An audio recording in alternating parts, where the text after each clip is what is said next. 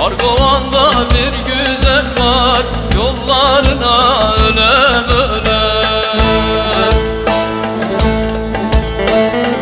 Argovanda bir güzel var, yollarına ölem ölem. Ölem ölem ölem ölem, yar yolunda ben de ölem. Ölem ölem ölem ölem, yar yolunda ben de ölem.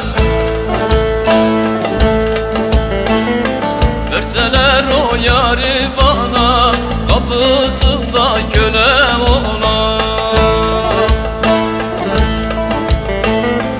Verseler o yari bana, kapısında kölem olam.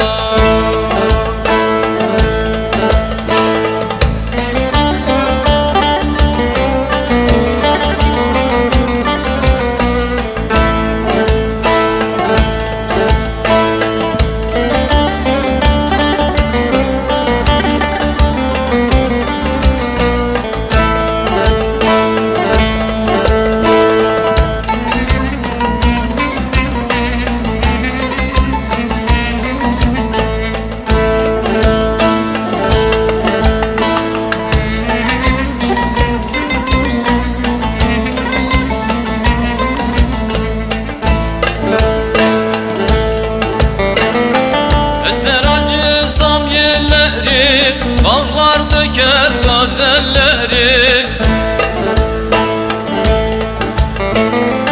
Eser acısam yerleri, bağlar döker gazelleri.